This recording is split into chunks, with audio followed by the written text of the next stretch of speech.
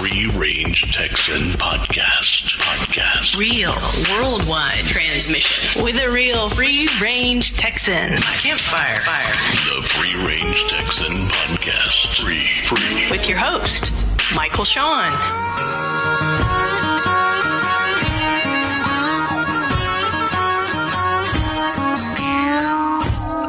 Free Range Texan, episode 38, is Exhibit A as to why we are being called the best little podcast in Texas. And you're fixing to find out why. The top line on my show notes reads in capital letters, Kristyn Harris. Let me explain. Here at Studio A, in the Free Range Texan show files, there is not 3, not 4, but 5 gold stars emblazoned over Kristyn Harris's name. And the reason why is simple. Never before in the history of our podcast have we ever had a lineup of situations occur during the recording of an interview as we did with Kristyn Harris. It took us days to complete the interview. Now, you can go to our blog at freerangetexan.net and I'll get into the details. There's not time here. But basically, Kristyn Harris showed herself to be one of the most kind-hearted entertainers we have ever talked to. Most of the people carried on our Free Range Texan podcast would have simply canceled the interview. But not Kristyn. And it's been some time since I've worked with anyone professionally that showed the character that this young lady brought to the interview. And we are so glad to have her and her great music as a guest on this episode 38. Foxy the Wonder Dog, our chief of security on duty here in our studio. Well, I tell you, we got a spit and polish crew here at the Free Range Texan. Oh, just a minute. I've been handed a note.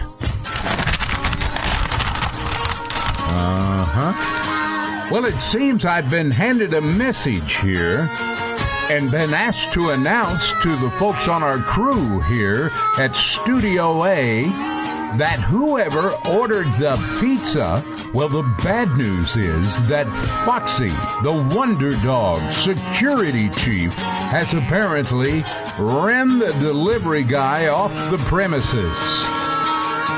The good news is your pizza, it says right here, is laying in the parking lot.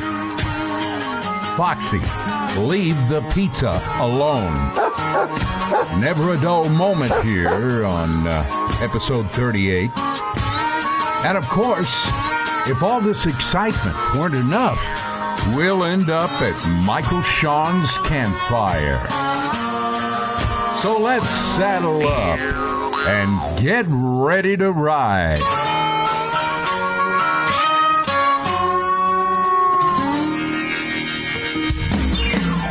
So we had a production meeting, you see, and they told me that they were going to bring a pole dancer in on the podcast. I said, well, it's a good idea, but actually I like Czechoslovakian dancing a little better.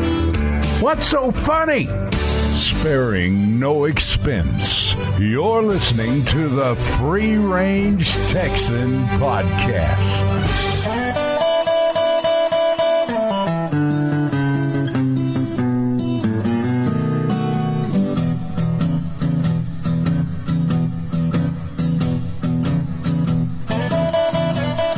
Time now for another segment of the Free Range Talent File. Brought to you by A-Team PR, bringing a host of creative media production and public relations services to our exclusive list of clients. Maybe you could hire the A-Team. And now, here's the next segment of the Free Range Talent File. I have really been looking forward to this one. Our guest on the Free Range Talent File is a 3-time Entertainment of the Year award winner from the International Western Music Association. Cowboy Style said she was an actual Renaissance cowgirl. And around here at the Free Range Texan, we just say she's the Taylor Swift of Western swing. Kristyn Harris, welcome to the podcast. Thank you so much, and thank you for that compliment. Kind of doing our homework, getting pictures together for our blog article, which is up right now, everyone, on freerangetexan.net, and you can go there. Kristyn, you are fun to look at. You realize that, don't you? Thank you. You grew up just a little ways out of McKinney, Texas, which is north of Dallas, for you folks that don't know. And you obviously did not spend a lot of time playing computer games and so on and so forth. How did you grow up to appreciate the lifestyle that you represent in your music? Well, you're right. I spent a lot of time outside growing up. I feel very blessed to have grown up on a small farm. So I lived outside of town and had animals. Got my first horse when I was 11. And so I've had a passion for horses ever since then. I adopted a couple Mustangs that I've trained. And all of that has played a part in the music that I kind of was drawn to when I was 14. And I discovered Roy Rogers and Gene Autry and those cowboy movies and decided I wanted to learn to play guitar. Kristyn, you know, there are a lot of us, shall we say, older people who were brought up to appreciate Roy Rogers and Rex Allen and all the Saturday morning westerns and the Bob Wills music, and because we had parents and grandparents who actually were around that stuff, and yet here we are, generations later, talking to a young lady from the McKinney, Texas area who developed a deep appreciation for all of that as a kid growing up. You realize that's a little bit unusual. Yes, I did figure that out. I didn't have any friends that were into it, but I just fell in love with that music, and I never looked back. Now, generally on stage, you play the guitar, and you said you picked that up at about 14 years of age. But also, we've got pictures of you with a stand-up bass. And I mean, it's like if that bass fell over, it would just smash you. You usually see, some big strapping guy with an instrument like that. But here's this beautiful, petite, lovely little girl with a grin on her face, playing that stand-up bass. Now, how did all that get started? You know, it's just so much fun.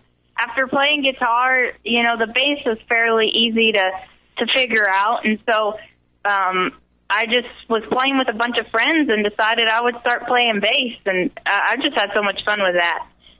We want to go ahead and invite the folks right now. If you ever have a chance to see Kristyn Harris on stage, at a rodeo, at any type of event, whether it's trick riding, let me tell you, if she's trick riding, that would be great fun to watch. But I suggest that you all stand up and start clapping, because what she really needs to do is grab her guitar and sing.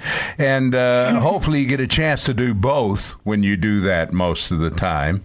But tell me some of the events that you have really enjoyed showing up at and playing on stage. What are the things that you enjoy most? Gosh, it'd be hard to pick, my favorite events to play.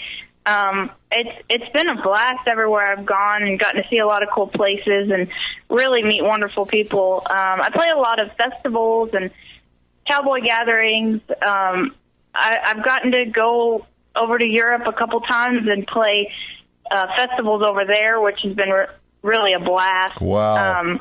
They like Western swing in Europe. That's a big deal. They do. I was blown away. Our podcast goes around the world, and I'm certain you know this. People in Australia, people in Europe, people in Asia, they like that Western swing. They like the idea that a young lady like you can yodel. And man, you started yodeling too, and you've got your song that is called Yodel Western Swing that you wrote. What's the backstory on that? Well, when I first started playing music, and that's right about the same time I decided to learn to yodel, I met a lady named Janet McBride who lives in this area. She was known as the yodeling queen. She's always been helping people and teaching people and encouraging people to yodel. She's the one that taught Leanne Rimes to yodel. She was just saying there's just not enough Western swing songs with yodels in it. Yeah. So that's how Yodel Western Swing was born. One thing that we haven't mentioned yet is your trip to be on American Idol. Tell us about that. What is that like? Oh, that was a crazy, wild experience. I still can hardly believe that happened. I didn't even set out to go be on American Idol, but I got a call just out of the blue one day from an American Idol casting producer, and they had found me online, and they asked me to come be on the show. Basically, I didn't have to go through all their many audition steps. I just did a short little private audition for the producers in Dallas, and then they sent me to Nashville to sing for the celebrity judges, which is what got shown on TV. And then from there I went to Hollywood, and that was it was a cool experience. It was like nothing else I've ever done. You realize that's a little bit of a fairy tale story there. Yeah, I do. There are people that dream about the road that you took to Hollywood when all that started in Los Angeles and the whole thing. That is just a remarkable story. Kristyn, you are special. Well, thank you so much. We thank you for being on the Free Range Texan podcast. And now we have a very special treat. We're going to do something that we don't often do. We're going to go ahead and put two of your songs together here. The first, they're both off your Let Me Ride album, and it's Yodel Western Swing. You also wrote this other tune.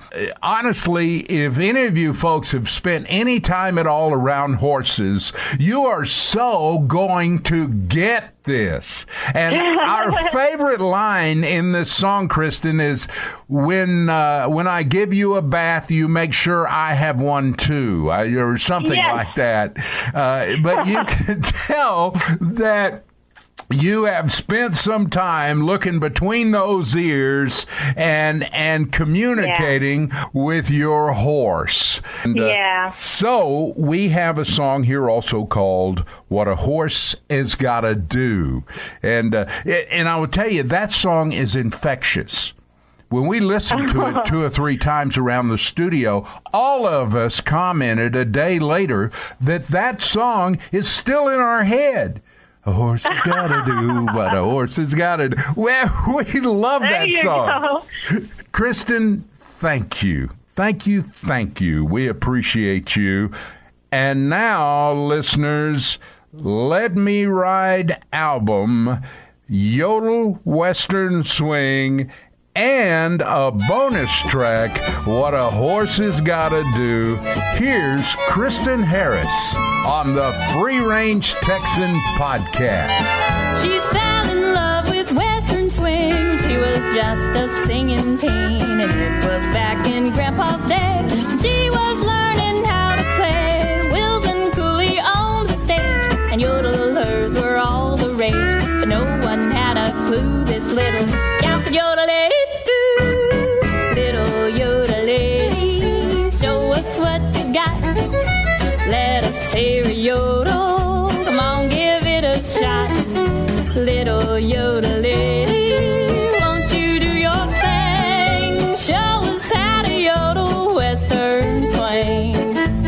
Yodel, yodel, yodel, yodel, yodel,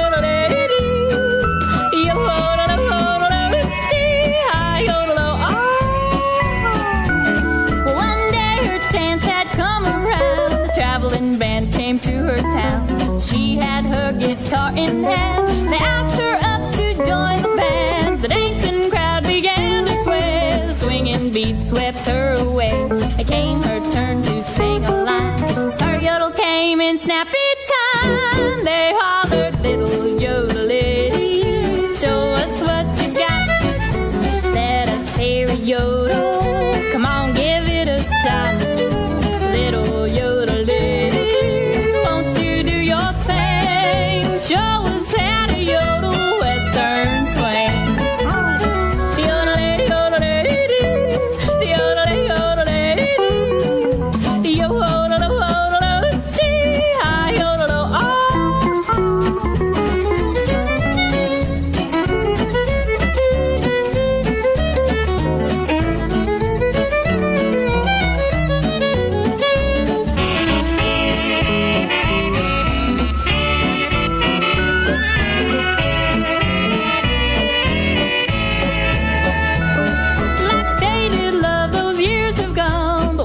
swing, keep swinging on. Sock rhythm, guitar, bunkhouse bass, puts a smile on every face. Combine it with a yodel break, and every time it takes the cake.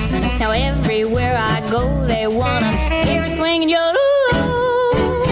They holler, little yodel lady, show us what you got.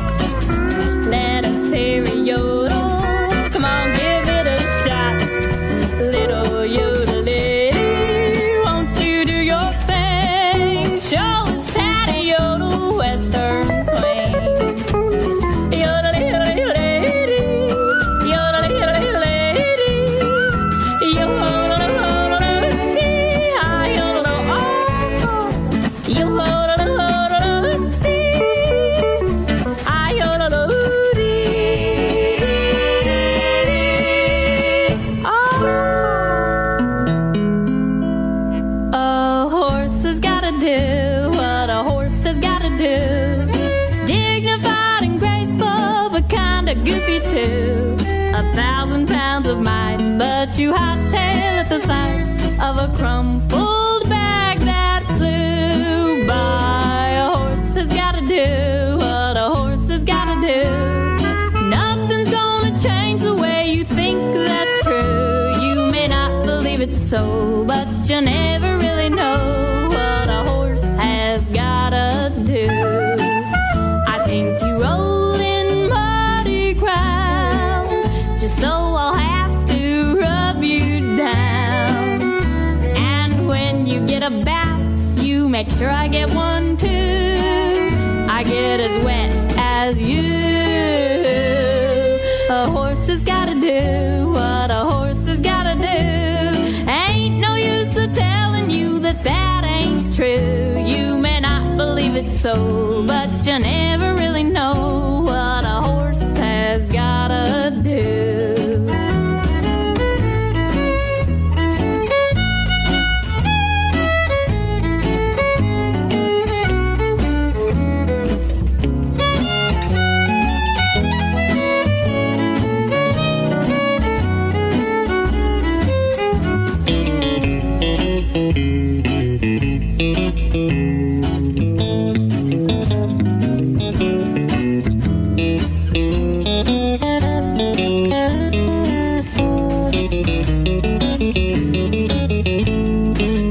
You let the cat sleep on your back.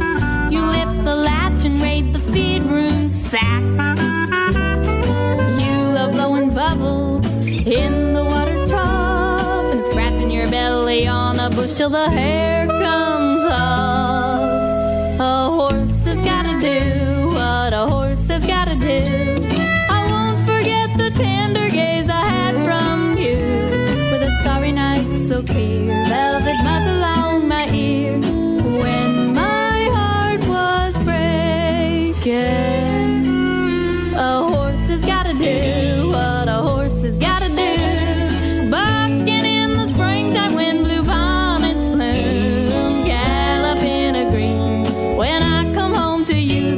what a horse has gotta do. That's why I love you. And what a horse has gotta do. You've been listening to the Free Range Talent File. If you'd like more information about our guest, just go to our website at freerangetexan.net. Also, submissions to be interviewed on the Free Range Talent File should be sent to our website at freerangetexan.net.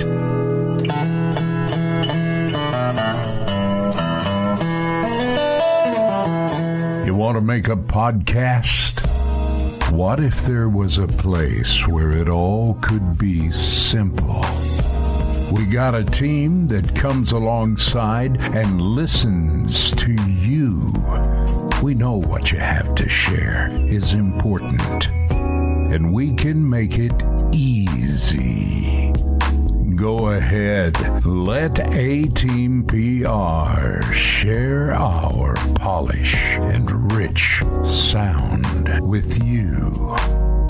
Find out how smooth it can all be. So, you want to make a podcast from anywhere in the world? Go to freerangetexan.net and click on the A-Team PR banner and arrange to speak with one of our producers that specialize in making it all easy. Click on A-Team PR on freerangetexan.net. You should take some time for yourself with the best little podcast in Texas. Bring a friend and ride with the Free Range Texan Podcast.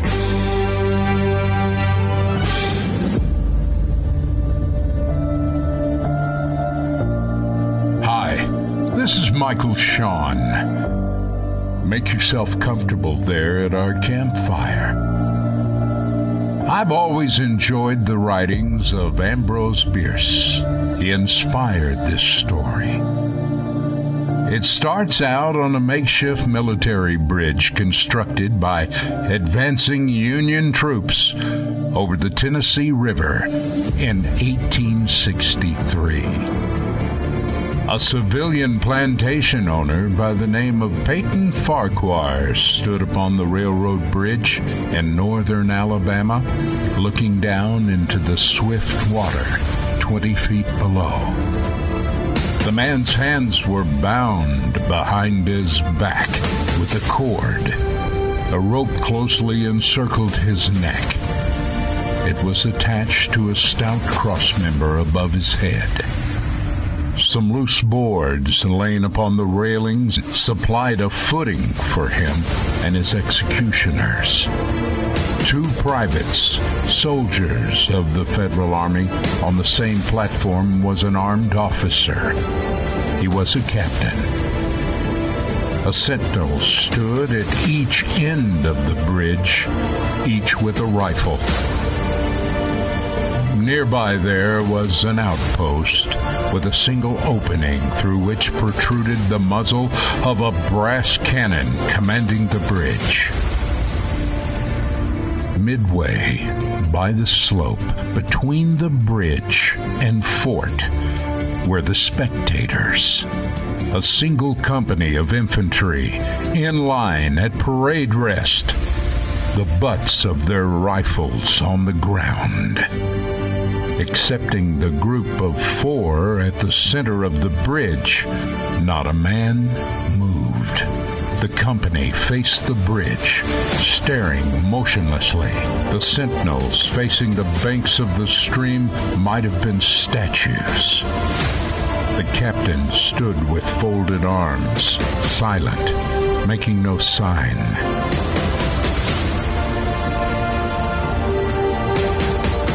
Peyton Farquhar was a slave owner who at this moment was engaging in being hanged. About 35 years of age, he was a civilian. He wore a mustache and a pointed beard. His eyes were large and dark gray. And he had a kindly expression, which one would hardly have expected in one whose neck was about to be wrapped in hemp and kicked over the bridge. The liberal military code makes provision for hanging many kinds of persons, and gentlemen are not excluded. His face had not been covered, nor his eyes bandaged. He looked a moment at his unsteadfast footing, then let his gaze wander to the swirling water of the river flowing beneath his feet. He closed his eyes in order to fix his last thoughts upon his wife and children. The water shone golden in the early morning sun. The brooding mist along the banks some distance downstream, the fort, the soldiers, all had distracted him. If I could free my hands, he thought, I might throw off the noose and jump in the river. I could evade the bullets, reach the bank, take to the woods, get away home. My home. Thank God, as of yet, outside their lines. My wife and little ones are still beyond the invaders' furthest advance. As these thoughts flashed into the doomed man's brain, the captain nodded to the sergeant. The sergeant stepped aside as Peyton Farquhar fell straight downward through the bridge and immediately lost consciousness. Then he seemed to be awakened by the pain of a sharp pressure upon his throat, followed by a sense of suffocation. Agony seemed to shoot from his neck downward through every fiber of his body. Then, all at once, with terrible suddenness, there was a light around him, and he shot upwards with the noise of a loud splash. A frightful roaring was in his ears. The power of thought was then restored. The rope had broken as he fell into the water. The noose about his neck still suffocated him, but kept the water from his lungs. To die of hanging at the bottom of a river, the idea seemed ludicrous. He opened his eyes in the darkness and saw above him a gleam of light. He knew he was rising toward the surface. Knew it, however, with reluctance. To be hanged and drowned, he thought. That's not so bad, but I do not wish to be shot. No, I will not be shot. His neck ached horribly. His brain was on fire. His heart, which had been fluttering faintly, gave a great leap, trying to force its way out of his mouth. His whole body was racked and wrenched with anguish as he felt his head emerge. His eyes became blinded by the sunlight. His chest expanded with supreme agony. His lungs engulfed a great breath of air. He was now in full possession of his senses, keen and alert. He felt the ripples on his face. He looked at the forest on the bank of the stream, saw the trees. He had come to the surface, facing downstream. Turning, he saw the bridge, the fort, the soldiers upon the bridge, the captain, the sergeant, the two privates, and his executioners. They shouted and pointed at him. The captain had drawn his pistol. Suddenly, something struck the water inches from his head. He saw one of the sentinels with a rifle at his shoulder. Again, he looked at the forest on the bank. Suddenly, as he swam towards the trees, an appalling splash within 2 yards from his head was followed by a loud rushing sound, which seemed to travel back through the air to the fort and died in an explosion which stirred the river to its depths. The cannon had taken a hand in the game. The trees on the bank were giants. He inhaled the fragrance. Then a whiz and a rattle of cannon shot among the branches above his own head shook him as he realized the baffled cannoneer had fired him a random farewell. He sprang to his feet, rushing up the sloping bank, and plunged into the forest. All that day he traveled, laying his course by the sun. The forest was thicker than he remembered. Not even a woodsman's road. He had not known that he lived in such a wild region. The thought of his wife and his children urged him on. At last, he found a road. It seemed to lead him in what he knew to be the right direction. No fields bordered it, just more forest on each side. No dwellings anywhere, not so much as a barking dog. Doubtless, despite his suffering, weak and tortured with thirst, he managed to find himself standing at the gate of his own home. All is as he left it, all bright and beautiful in the evening sunset.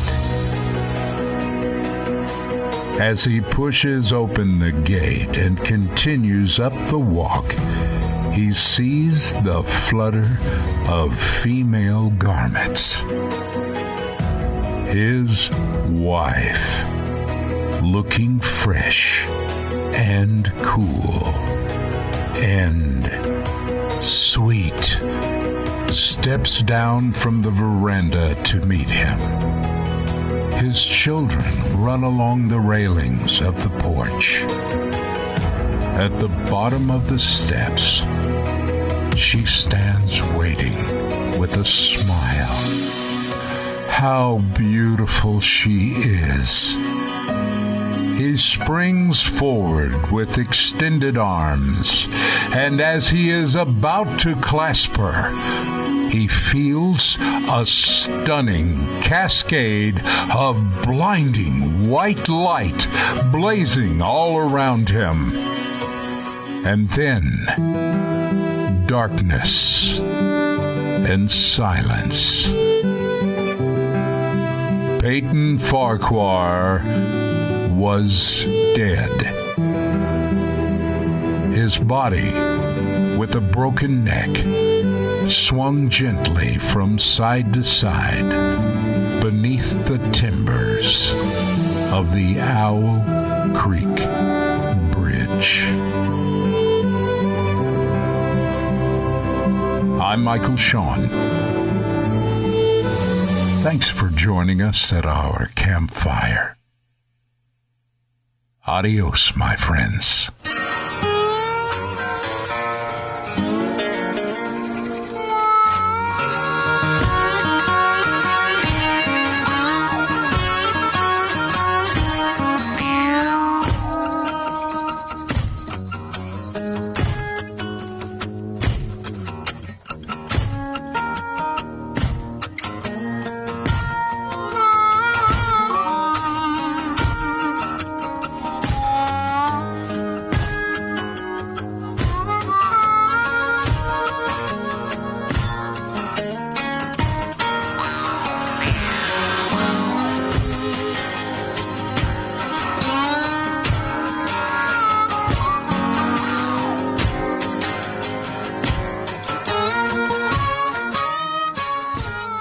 Well, here's something you can count on.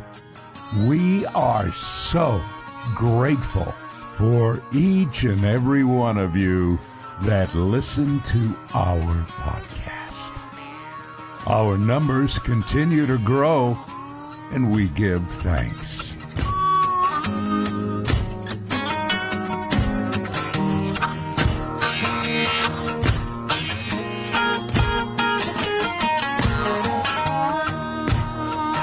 Just want to say thanks and hats off to Kristyn Harris for being our guest on the Free Range Talent File portion of our podcast. Kristyn Harris's blog article is one you might enjoy on freerangetexan.net, and just click on the blog there. And for you YouTubers out there, the Free Range Texan YouTube channel might be a convenient Free Range Texan escape when you need a little campfire in your life. And for heaven's sakes, would each of you be so kind as to share our podcast with those people out there who we all know need a little Free Range Texan in their lives. And finally, I've been reminded not to drive off and leave Foxy at the studio. It seems that she apparently gets a little testy with the crew when I do that. Foxy, get in the pickup. We get to do this every 2 weeks. Our new podcast rolls out every other Thursday, right after dark, Texas time.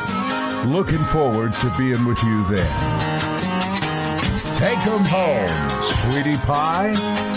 Thank y'all for listening to the Free Range Texan Podcast, produced at A-Team PR Studios out yonder in West Texas, with our host, who's been voted the hardest working man in podcasting, Michael Shawn. Feedback or submissions to our program can be submitted on our website, freerangetexan.net. That's freerangetexan.net. This is Sweetie Pie on behalf of Michael, Shawn, and the crew here in Studio A, where we're all looking forward to spending time with you on our next bi-weekly episode of the Free Range Texan Podcast. Y'all come back now. You hear?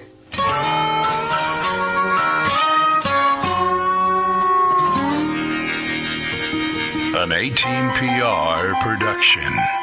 End transmission.